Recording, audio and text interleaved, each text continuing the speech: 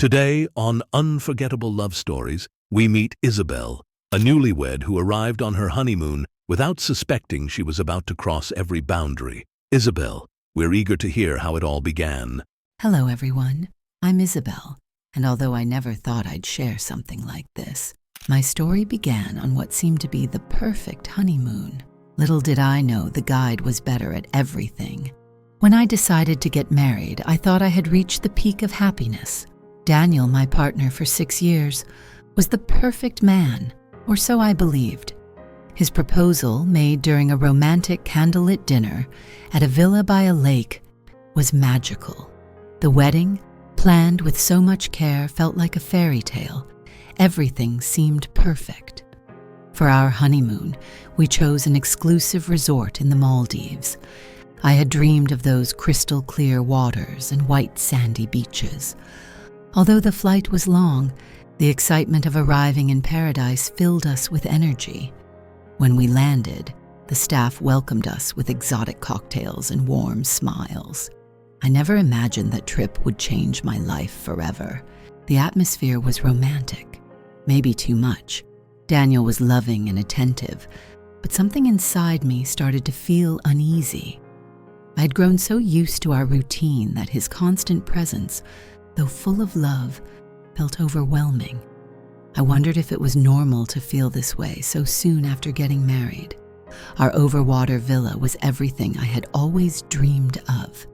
The terrace overlooked the endless sea, and the minimalist decor seemed straight out of a magazine. Every detail was perfect, almost too perfect to be real. Daniel was thrilled, and I tried to share his excitement, but deep down, I felt something was missing. We spent the first few hours exploring the resort, the infinity pool surrounded by palm trees, the restaurant with exquisite dishes. Every corner was designed for ultimate comfort. Daniel had booked a romantic dinner on the beach for our first night. Seeing him so happy made me feel guilty about the unease growing inside me. During that dinner, as the moonlight reflected on the ocean, Daniel held my hand and asked, "Are you happy, my love?" I replied with a smile and a firm yes, but my mind wandered elsewhere. I wondered if this was truly the life I wanted. That night, I slept deeply next to him, lulled by the sound of the waves. But when I woke up, I felt a need I couldn't explain, as if something was missing inside me. Maybe this trip would give me the answers I had been searching for. The first few days passed in a series of seemingly perfect activities. Daniel had planned everything. Snorkeling among coral reefs, couples massages at the spa, sunset cocktails. I tried to show enthusiasm, and at times, I genuinely felt it. But every quiet moment brought me back to the same question. What is it that I'm missing? During a snorkeling session, while Daniel marveled at the marine life, I floated on the surface, staring at the water, lost in my thoughts. The differences between us, which had once excited me, now felt heavy. He was methodical, attentive, and always had a plan. I, on the other hand, longed for the unexpected, for spontaneity. The resort hosted nightly events, and one evening Daniel suggested we attend a musical gathering on the beach. It wasn't my idea of fun, but I agreed to avoid disappointing him. The music was relaxing, and the tourists enjoyed the casual atmosphere. That was when my eyes first met a different gaze. A man, possibly one of the organizers, moved among the guests with calm confidence. His smile was magnetic, and his slightly messy hair made him even more attractive. Our eyes met briefly, and he smiled. I quickly looked away, but my heart raced. The next day, we had planned a boat excursion. As always, Daniel was punctual and organized, while I took my time choosing the right swimsuit and braiding my hair. I didn't know why I was putting so much effort into a simple outing, but I felt a strange restlessness inside me. When we boarded the boat, my heart skipped a beat. The man from the previous night was there. He wore a fitted white t-shirt that highlighted his athletic physique. He was one of the guides for the excursion. He introduced himself as Stephen, speaking with a slight foreign accent that made him even more charming. His smile was just as disarming as before. Daniel, always friendly, started a conversation with him, talking about the beauty of the ocean, the resort, and how happy we were there. Stephen responded politely, but every so often I noticed his eyes lingering on me.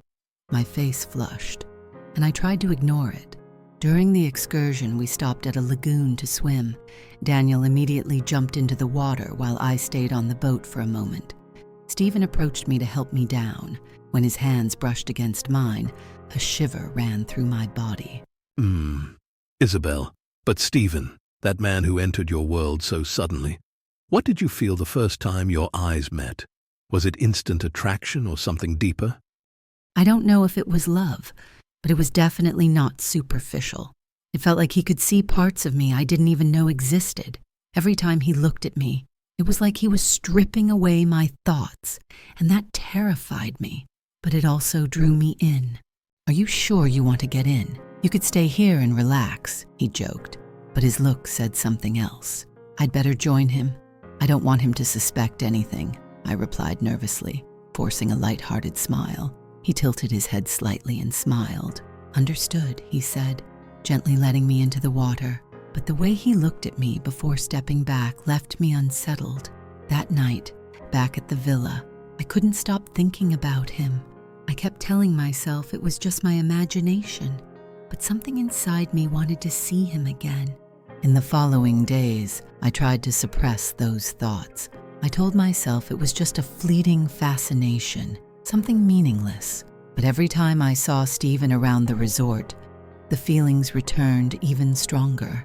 He seemed to ignore me, but his indifference felt deliberate, which only heightened my curiosity. One afternoon, Daniel, feeling tired, decided to stay in the villa to read. I told him I would go to the gym to clear my head. I needed to distract myself from these conflicting emotions. The gym was nearly empty when I entered, but Stephen was there, adjusting some weights. Our eyes met briefly, and I tried to focus on the equipment, but his presence filled the room, making it impossible to ignore him. After a while, he approached me. "Do you work out often?" he asked with a relaxed smile. His tone was casual, but his gaze had an intensity that unnerved me. "Not as much as I should," I replied, trying to sound indifferent. He sat on a nearby bench and began stretching with smooth movements. "You seem very focused," he said, his eyes fixed on me. I smiled, but his words made me feel exposed. When he got up to leave, he said, "Have a good day," and walked away. I stayed there, my heart pounding. I returned to the villa where Daniel greeted me with a smile, enthusiastically telling me about the book he was reading. I tried to push aside the feeling that something inside me was shifting.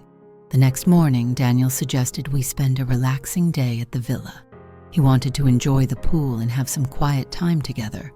I agreed with apparent enthusiasm, but inside, a sense of restlessness was growing. I needed to get out, to distract myself, to feel something different.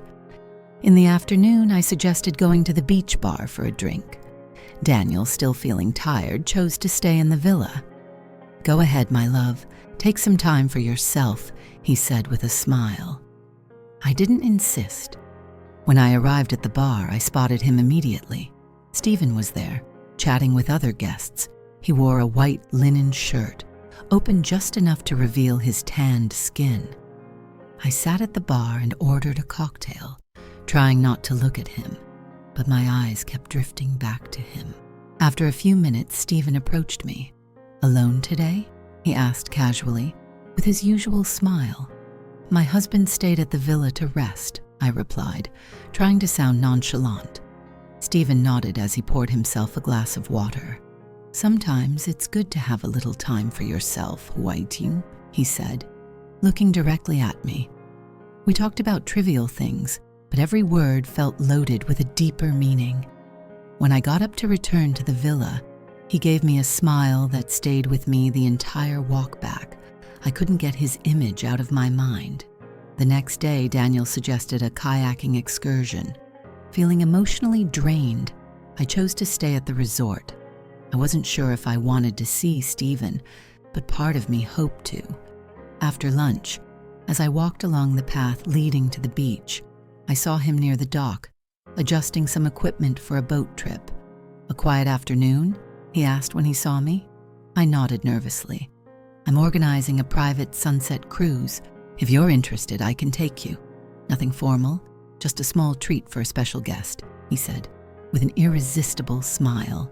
"I'm not sure if it's a good idea," I replied, trying to appear hesitant, though I already knew my answer. "Think about it.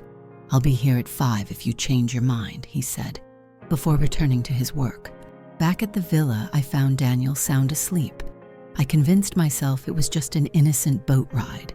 At 5 o'clock, I was at the dock, ready for what I hoped would be just a small adventure. Stephen greeted me with his disarming smile and handed me a glass of champagne. The sea was calm, and the boat glided smoothly over the water, surrounded by a peaceful silence, broken only by the cries of seabirds. Stephen pointed out nearby islands, sharing stories in a relaxed tone that soothed my thoughts. Being next to him, I felt strangely free. "Do you like the sunset here?" he asked, gesturing to the sky painted in shades of orange and pink. I nodded, holding his gaze a little longer than I should have. "It's beautiful," I replied, though I wasn't just talking about the view. He leaned on the railing close to me, narrowing the space between us. "You're different from the other guests," he said softly, almost in a whisper. My heart raced, and my breathing became unsteady. "Stephen, I'm married," I murmured, reminding myself more than him. He nodded slowly, his eyes locked on mine. "I know, and I don't want to complicate your life, but sometimes it's impossible to ignore what we feel." His words melted the last of my resistance. When his hand brushed my face, a shiver ran through me. I should have stopped him, but instead I closed my eyes. His kiss was soft, yet full of an intensity that left me breathless. For a moment, everything else faded away. There was no Daniel, no resort, just Stephen and me, caught in a whirlwind of desire. When we parted, his eyes stayed on mine. "I don't want to hurt you," he whispered. I shook my head, unable to speak. I returned to the villa just before Daniel came back. I tried to act normal, but I knew I had crossed a line I could never undo. Back at the villa, Daniel was absorbed in his book, with a peaceful expression that made my stomach knot. When he saw me, he greeted me warmly. "How was your afternoon, love?" he asked with a smile. "Quiet," I replied with false enthusiasm, trying to hide the emotional storm raging inside me. That night at dinner, Daniel excitedly talked about his plans for the remaining days of our trip. I nodded and smiled, but my mind was elsewhere, trapped in the memory of what had happened with Stephen. I felt a mix of guilt and excitement that I couldn't fully understand. After dinner, Daniel suggested a walk on the beach. "I'd rather stay in the villa. I'm a bit tired," I said, using an excuse I barely believed myself. He didn't insist, kissed me gently, and left. I stayed alone on the terrace, staring at the ocean under the moonlight, trying to process my emotions. I knew what I had done was wrong. Daniel didn't deserve this. He loved, respected, and trusted me. Yet something inside me had awakened, something I couldn't ignore. Stephen was more than just a moment of weakness. He represented a part of me that had been hidden for a long time. The next morning, Daniel planned an excursion to a nearby island. I used the opportunity to stay behind. "I'm not feeling very well," I lied. As always, he was understanding and offered to stay with me, but I convinced him it wasn't necessary. After he left, I stayed in the villa, feeling a strange mix of relief and anxiety. I tried to distract myself by walking through the resort gardens, but my steps inevitably led me to the dock. Stephen was there, busy with some tasks. When he saw me, he stopped what he was doing and approached. "Everything okay?" he asked in that calm voice that was becoming so familiar. "Yes, I just needed some fresh air," I replied, trying to sound casual. Stephen looked at me with a mix of curiosity and tenderness that left me speechless. "Do you feel like walking a bit? There's a hidden spot I think you'd like," he suggested, pointing to a trail leading to a secluded cove. I hesitated for a moment, but eventually agreed. We walked in silence, the tension between us growing with every step. When we reached the cove, Stephen turned to me, his eyes searching mine.